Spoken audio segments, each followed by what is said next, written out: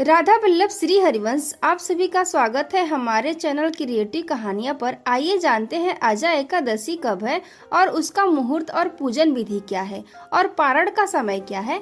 आजा एकादशी पर व्रत रखने और भगवान विष्णु की भक्ति करने से जीवन से सभी पाप नष्ट हो जाते हैं और मोक्ष की प्राप्ति होती है। धार्मिक मान्यताओं के अनुसार जो भी श्रद्धालु भगवान विष्णु के ऋषिकेश स्वरूप की उपासना करता है उसे मृत्यु के बाद विष्णु लोक मिलता है। आजा एकादशी के व्रत की कथा सुनने मात्र से ही अश्वमेध यज्ञ के बराबर पुण्य फल मिलता है।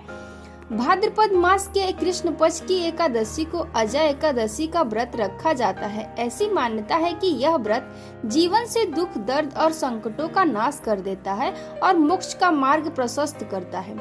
आजा एकादशी का पालन करने से मनुष्य को पिछले जन्म के पापों से मुक्ति मिलती है।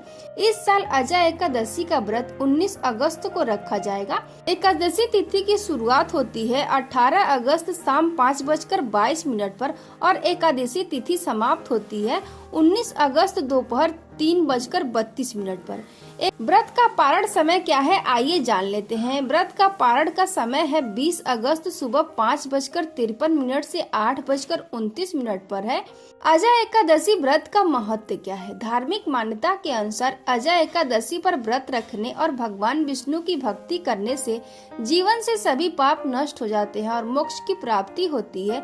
धार्मिक मान्यताओं के अनुसार जो भी श्रद्धालु भगवान विष्णु के ऋषिकेश स्वरूप की उपासना करता है उसे मृत्यु के बाद विष्णु लोक मिलता है।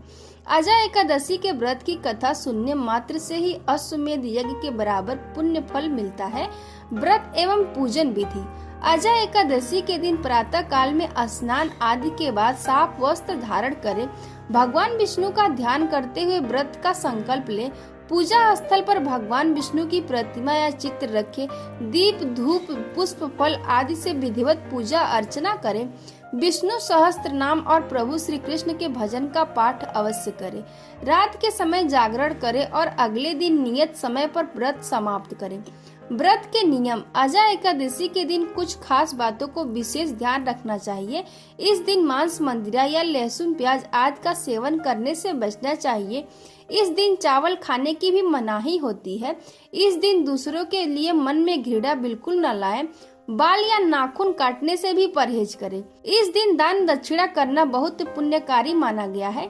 ऐसे ही जानकारी और कथाओं के लिए हमारे चैनल को सब्सक्राइब करें और वीडियो को लाइक करें। मिलते हैं फिर से एकादशी की कथा लेकर अगले वीडियो में। तब तक के लिए राधे राधे।